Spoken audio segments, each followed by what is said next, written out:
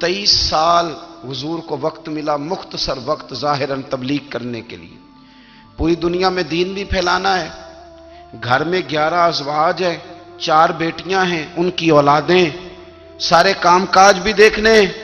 لیکن سیدہ طیبہ طاہرہ حضرت عائشہ صدیقہ رضی اللہ تعالیٰ عنہ فرماتی ہیں سارا دن تبلیغ کرتے، ہر غلام کے دکھ سنتے، گھر میں آتے تو اپنے گھر والوں کا خیال کرتے، کام میں ہمارا ہاتھ بٹاتے۔ قربان جاؤں، کہتی ہیں زمانہ سارا سو جاتا لیکن آمنہ کے لال مصلی بچھا لیتے۔ دنیا سو گئی، ساری سب سو گئے، جو خدام تھے، وہ جو غلام تھے، وہ سو گئے۔ صحیح مسلم میں لفظ ملیں گے، سیدہ پاک فرماتی ہیں او میرے نبی کے غلاموں، میں نے یہ رنگ بھی دیکھا ہے کہ حضور نے اتنا کھڑے رہے، اتنا قیام کیا، اتنا قیام کیا کہ مقدس پیروں میں ورم آ گئے، سوج گئے پیر۔ ہم سیر کرنے گئے تو تھک گئے، بات الگ ہے، لیکن عبادت میں یہ بھی تو مسلم شریف ہے نا، یہ بھی تو دین ہے نا، یہ بھی تو حضور کی سنت ہے، یہ بھی تو وہ چیز ہے جو کریم کی آنکھوں کی ٹھنڈک ہے۔ سیدہ فرماتی ہیں پیروں میں ورم آ گئے، اور ساری رات ہی حضور نے نماز پڑھی اور ایک ہی آیت بار بار دہرائی۔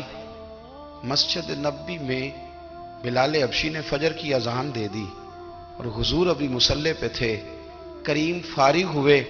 میں نے عرض کی یا رسول اللہ صلی اللہ علیہ وسلم، آپ کے تو صدقے اللہ اگلے پچھلوں کے گناہ معاف کرے گا، تو آپ اتنی آہوزاری کیوں فرماتے ہیں؟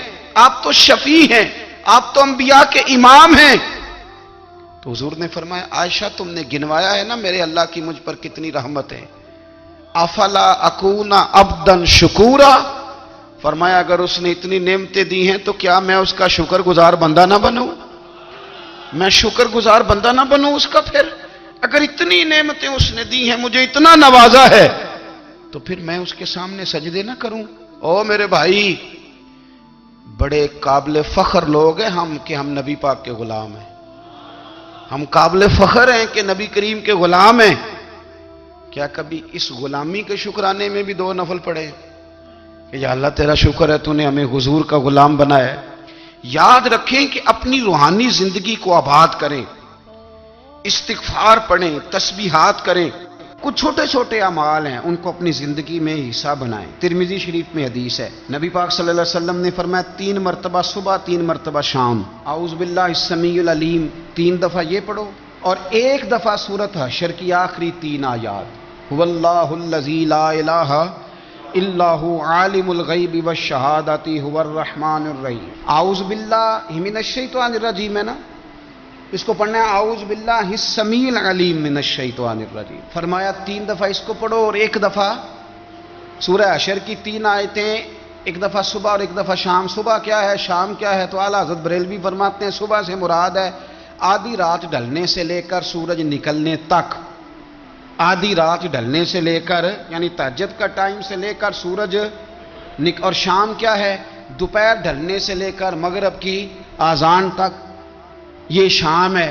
اب سن لیں، یہ ترمذی کی حدیث ہے سیاستہ کی، نبی پاک نے فرمایا جس نے 3 مرتبہ اعوذ باللہ پڑھی اور 1 بار سورہ حشر کی آخری 3 آیتیں پڑھی، 1 دفعہ صبح پڑھے، 1 دفعہ شام پڑھے، نبی کریم علیہ السلام فرماتے ہیں اگر صبح پڑھے گا تو 70,000 فرشتے شام تک، اور اگر شام کو پڑھے گا تو 70,000 فرشتے صبح تک پڑھنے والے بندے کی مغفرت کی دعا مانگتے رہیں گے۔ چلے میں تو اس بات پہ بھی بڑا راضی ہوں کہ پہلی دفعہ اہل سنت میں ایسا ہو رہا ہے کہ وظیفہ ملنے پر لوگ نعرے لگا رہے ہیں، ورنہ وظیفہ بتائیں تو کہنے ابھی پڑھیں گے پر کوئی تویز بھی لکھ چھڑو ماڑا گیا۔ ایک صاحب آئے مجھے کہنے لگے جی برکت کوئی نہیں، غربت بڑی ہے۔ میں نے کہا سورۃ واقعہ پڑھا کر، کہتے پیر صاحب تھوڑی تکلیف کرو کو مینوں تویز بھی کر دیو۔ میں نے اسے کہا خدا کے بندے میں تویز دوں گا پتہ نہیں کام بنے گا نہیں بنے گا، سورۃ واقعہ پڑھ، یہ وہ تویز ہے جو مدینے والے رسول نے عطا فرمایا ہے کہ سورۃ واقعہ پڑھو تمہیں کبھی فاقہ نہیں آئے گا۔ تو وظائف پڑھیں، عبادات کریں، تیاری کریں، کچھ نیک اعمال بچائیں ایسے جن کا ہمیں پتہ ہو، جو ہمارے رب کو پتہ ہو۔ حضرت عبداللہ ابن عمر رضی اللہ تعالیٰ عنہ حضرت عمر کے صاحبزادے، مکہ مکرمہ میں ان کی قبر ہے۔ میں نے جب انہیں پڑھا تو مجھے ان سے بڑا پیار ہو گیا، لیکن آپ کو پتہ ہے وہاں جا کے کسی شخص کا مزار تلاش کرنا یا پوچھنا ایک مشکل کام ہوتا ہے۔ تو ایک دفعہ میں مکہ شریف میں حاضر تھا، تو ایک گاڑی والا ڈرائیور مجھے کہنے لگا کہ مولانا میں آپ کو جانتا ہوں، مجھے آپ سے محبت ہے، ایک بات بتاؤں آپ کو؟ میں نے کہا بتاؤ۔ کہنے لگے حضرت عبداللہ ابن عمر کی قبر دیکھنی ہے۔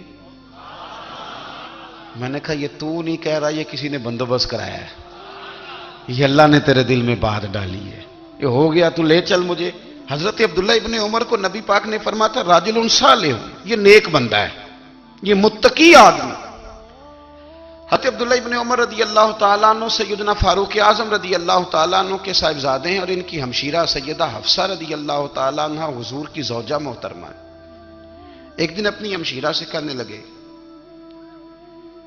کہ نبی کریم صلی اللہ تعالیٰ علیہ وسلم گھر میں آئے نا، اور اگر حضور غم امت میں پریشان نہ ہوں، طبیعت کو حشاش بشاش دیکھو، تو ذرا پوچھنا تو صحیح حضور کا میرے بارے میں کیا خیال ہے، پوچھنا تو صحیح کہ کریم کی بارگاہ میں میرا کیا مقام ہے، میرے بارے میں حضور کیا فرماتے ہیں۔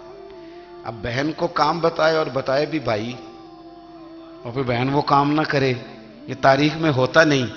حضرت عمر فاروق رضی اللہ تعالیٰ عنہ کی صاحبزادی ام المومنین رضی اللہ تعالیٰ عنہ فرماتی ہیں کہ میں تو بس منتظر تھی، انہوں نے تو کہا تھا نا کہ اگر تم حشاش بشاش دیکھو تو بات کرنا، لیکن حضور تشریف لائے، میری باری تھی، میرے گھر تشریف لائے، کھانا پیش کیا تو فوراً میں نے عرض کی حضور ایک بات پوچھنی تھی۔ تو حضور نے فرمایا پوچھئے۔ میں نے عرض کی حضور میرے بھائی عبداللہ ابن عمر کے بارے میں آپ کا کیا خیال ہے؟ نوجوانوں میری بات پہ غور کرنا، میرے بھائی کے بارے میں آپ کا کیا خیال ہے؟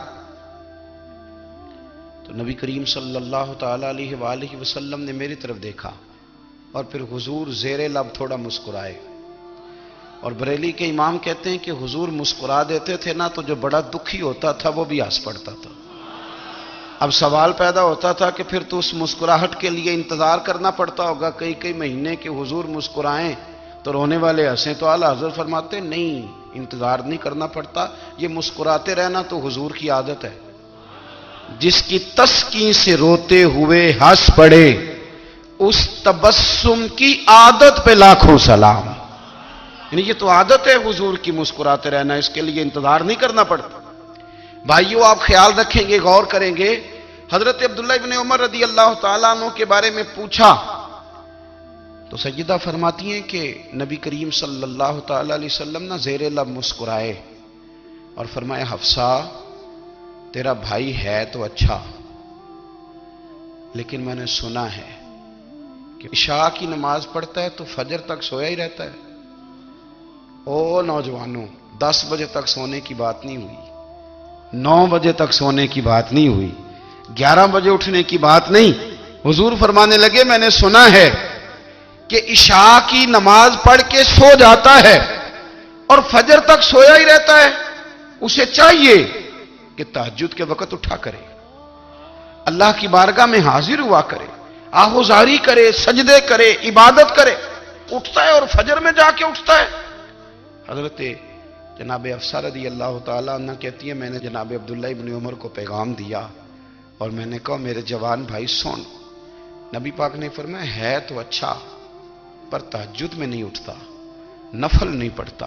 او میری ملت کے جوانوں، مزہ نہیں آ جاتا جب ساری دنیا سوئی ہو، ساری دنیا، اور بستر بھی گرم ہو اور نیند بھی پورا غلبہ کر رہی ہو، اور اچانک گھنٹی بجے دماغ میں، آنکھ کھلے، گھڑی پہ نظر پڑے، 3:30 4 بجے کا پیغام گھڑی بتائے، اور کوئی چڑھتی جوانی والا اٹھ کے وضو کرے، اور جب وہ مصلی کھول کے بچھائے تو مدینے والے محبوب کہتے ہیں کہ ہر نماز پہ رب ثواب دیتا ہے، اور جو اٹھ کے تہجد کی نماز پڑھے اسے دیکھ کے تو رب مسکراتا ہے، جو اس کی شان کے لائق ہے، جو اس کی شان کے لائق، وہ مسکراتا ہے، خوش ہوتا ہے کہ میرا بندہ تہجد میں اٹھ گیا، وہ مسکراتا ہے۔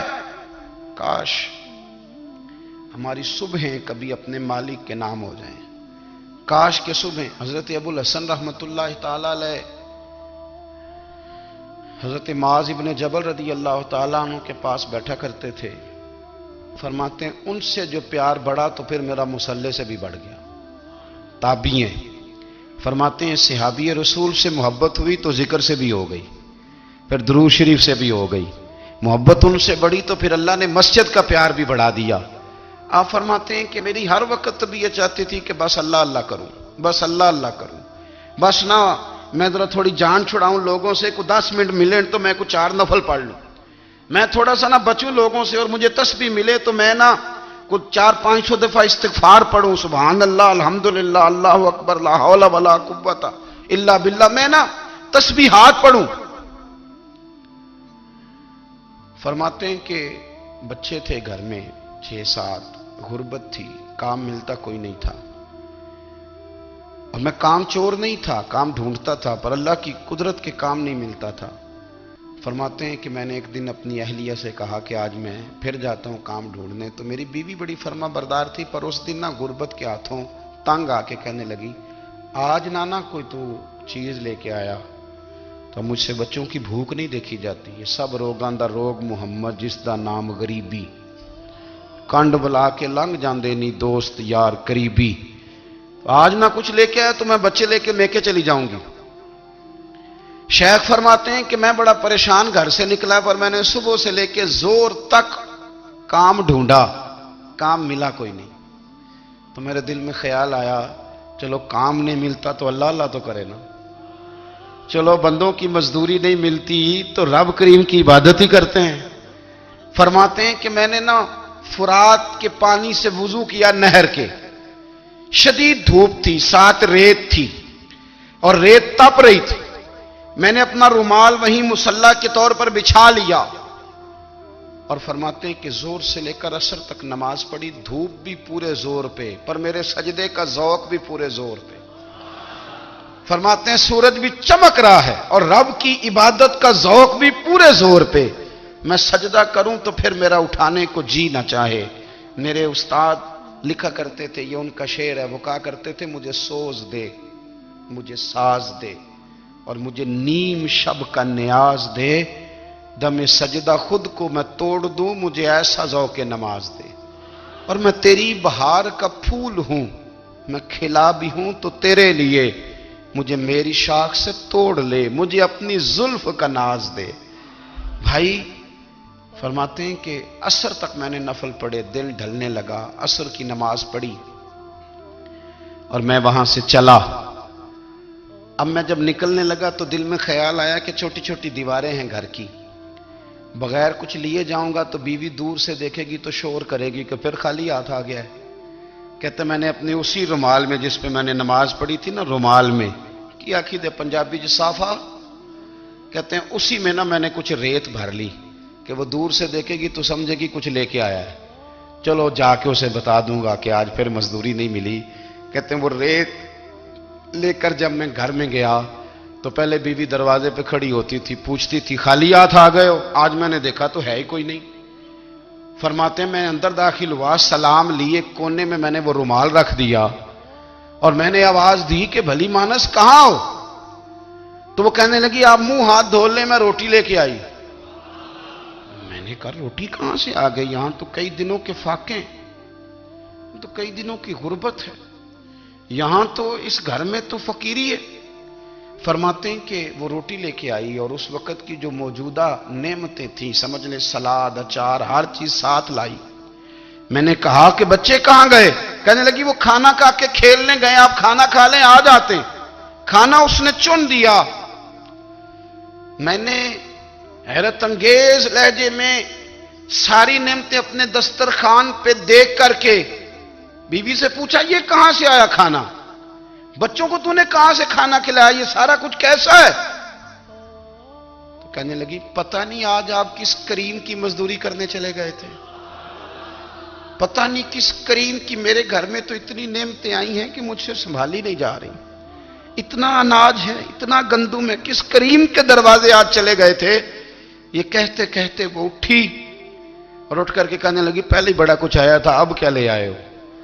اور جا کر کے نا اس نے وہ ریت والا رومال کھولا کہنے لگے میں تو لے کے آیا تھا ریت، تو میرے رب نے اسے بھی سونے اور ہیرے بنا دیا تھا۔ جب آپ کی توجہ اللہ کی جانب، میرے نبی پاک صلی اللہ تعالی علیہ وسلم نے فرمایا ہر چیز اپنے رب سے مانگ، ہر چیز مانگ، ہر چیز مانگ۔ یا رسول اللہ کیا کچھ؟ میرے محبوب نے فرمایا تیرے گھر میں نمک بھی ختم ہو جائے تو وہ بھی اپنے رب سے مانگا کر، تو مانگنا وہ تجھے دے گا، تو اس کی بارگاہ میں کشکول طلب دراز تو کرنا۔ اور ترمذی شریف میں عجیب لفظ ہیں، رسول کائنات نے فرمایا، رب کریم فرماتا ہے جب میرا بندہ ہاتھ اٹھاتا ہے نا تو مجھے حیا آتی ہے کہ میں خالی کیسے لوٹا دوں اس کے۔ اتنے بڑے بادشاہ کی بارگاہ میں، او بھائی لوگوں سے عزتیں تلاش کرتے ہو تو وہ کیا تمہیں عزت دیں گے؟ وہ تو کل اچھا کہتے ہیں پرسوں برا کہنے لگ جاتے ہیں۔ لوگوں کے سامنے گڈ بک میں آنا چاہو گے تو وہ تو سویرے تمہارے بارے میں کچھ کہیں گے، شام کچھ اور کہیں گے۔ اپنی روحانی زندگی آباد کریں، اپنے مسلح کو وقت دیں، اور دنیا سے چھپ کر اس موبائل کو بند کر کے اور اپنے آپ سے بھی چھپ کے اور تنہا ہو کے چھپا کے سارا کچھ اپنے آنسو اپنے رب کی بارگاہ میں پیش کریں، اس کے حضور حاضری دیں۔ سنو نا ترمذی کی حدیث، اور اسے یاد رکھنا، نبی پاک علیہ السلام نے فرمایا اپنے دکھ لوگوں کے سامنے نہ بیان کرنا، سیٹھوں نوابوں کو نہ بتاتے پھرنا، دنیا داروں کے سامنے جا کے نہ رونا کہ میں تکلیف میں ہوں۔ فرمایا اگر دنیا داروں کو دکھ بتاؤ گے رب تمہیں کبھی غنی نہیں کرے گا، اور لوگ ہیں کہ الٹا مذاق اڑائیں گے۔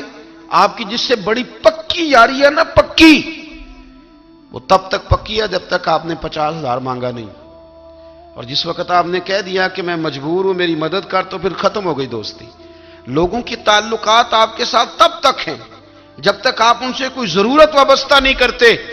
کریم محبوب فرمانے لگے بندوں کے سامنے دکھ نہ بیان کرنا، اللہ تجھے کبھی غنی نہیں کرے گا۔ تو اپنے دکھ اپنے رب کو بتا، تو دعائیں مانگ، تو اس کی بارگاہ میں حاضر ہو، تو اس کے حضور عرض کر۔ فرمایا اپنے دکھ اپنے رب کو بتا، وہ جلدی کرے یا دیر سے کرے تجھے ساری دنیا سے بے نیاز کر دے گا، تجھے کسی کا محتاج نہیں رہنے دے گا۔ اپنے مسلح کو، اپنی دعاؤں، ایک بزرگ فرماتے ہیں میں نے دعا مانگنے کا طریقہ اپنی بیوی سے سیکھا۔ دعا مانگنے کا طریقہ اپنی، سیکھنے والے تو اپنے بچوں سے بھی سیکھ لیتے ہیں، سیکھنے والے تو ہر ایک سے سیکھتے ہیں۔ وہ کہتے ہیں میں نے دعا مانگنے کا سلیقہ اپنی بیوی سے سیکھا ہے۔ حضرت وہ کس طرح؟ فرمانے لگے میری بیوی نے نا مجھے کوئی کام بتایا، کچھ پیسوں کی ضرورت کے لیے کہا، تو میں نے اسے کہا کہ بھئی ابھی میرے پاس نہیں ہے، کچھ دنوں میں آتے ہیں تو میں دے دوں گا۔ عورتوں کی عادت ہوتی ہے وہ بار بار یاد کراتی ہیں، 2-4 دنوں کے بعد پھر اس نے کہا حضرت وہ میں نے کہا تھا کچھ پیسے، میں نے اسے کہا کہ ابھی میرے پاس نہیں ہے، کچھ دنوں میں ملتے ہیں تو میں تمہیں دے دوں گا۔ اس نے کچھ دنوں کے بعد پھر کہا حضور وہ میں نے کچھ پیسے کہے تھے۔ فرماتے میں نے ڈانٹ دیا، میں نے کہا کہ کیا تو روز مجھے شرمندہ کرتی ہے، کہا نا میرے پاس نہیں ہے، ہوں گے تو دے دوں گا، تو روز یاد کراتی ہے۔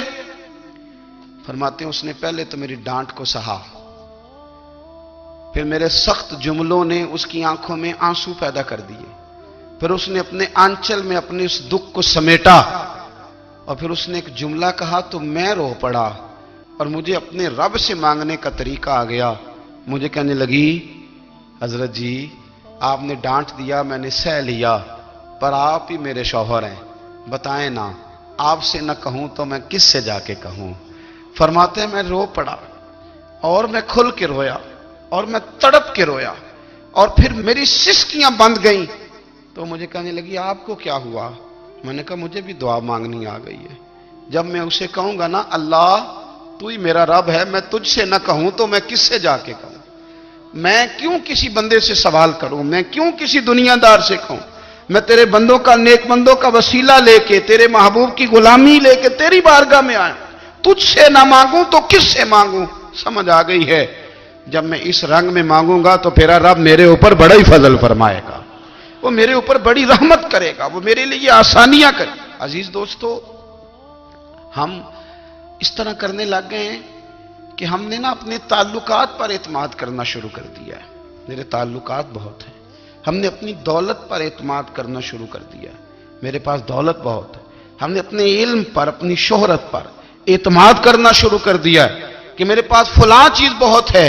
یاد رکھنا جب بے نیاز اپنی صفت بے نیازی دکھاتا ہے تو بڑی بڑی دولتوں والے مجبور نظر آتے ہیں۔ بھائیو، جب انسان کا رشتہ اپنے مالک کے ساتھ ہوتا ہے پھر تو غم بھی کچھ نہیں کہتے، پریشانیاں بھی کچھ نہیں کہتی، پھر تو زندگی صبر والی، پھر تو زندگی توکل والی، پھر تو زندگی بھروسے والی، پھر انسان اپنے آپ کو رسوا نہیں کرتا، دنیا داروں سے امیدیں اس کی ختم ہو جاتی، امیدیں اللہ رسول سے لگا لیتا ہے، مضبوط ہو جاتا ہے، مضبوط، طاقتور ہو جاتا ہے، خوددار ہو جاتا ہے، باوقار باعزت ہو جاتا ہے۔ حضرت بہلول دانا رحمت اللہ علیہ بیٹھے تھے تو ہارون رشید حج کر کے آ رہا تھا، تو رستے میں حضرت شیخ سے ملاقات ہو گئی تو السلام علیکم کے بعد کہنے لگا حضور کوئی حکم ہو تو بتائیے گا۔ تو حضرت بہلول دانا فرمانے لگے تیرا رب کون ہے؟ اس نے کہا اللہ۔ تو فرمایا میرا کون ہے؟ کہا اللہ۔ فرمانے لگے تو بڑا ہی بیوقوف ہے، کیا تو یہ سمجھتا ہے کہ رب ہارون رشید کو تو دے گا اور بہلول دانا کو بھول جائے گا؟ تیرا بھی وہی رب ہے، میرا بھی وہی رب ہے، اس نے اگر تجھے دے کے آزمایا ہے تو ہو سکتا ہے مجھے نہ دے کے آزما رہا ہو، جب اس کی حکمت کے تقاضے ہوں گے تو عطا کرے گا اور دے گا، تو جا اپنا کام کر۔ بھائی، اپنی روحانی زندگی، اپنی عبادات، اپنے وظائف، اپنے روزمرہ کے معاملات، اپنی دعائیں، اپنا استغفار، دیکھو کوئی مشکل کام تو نہیں، 2 رکوع ہیں سورہ واقعہ کے، اگر رات کو پڑھ لی جائے تو۔ میں کس طرح یہ بات بیان کروں کہ تعویذ بانٹنا آسان ہے اور وظیفہ بتانا مشکل ہے؟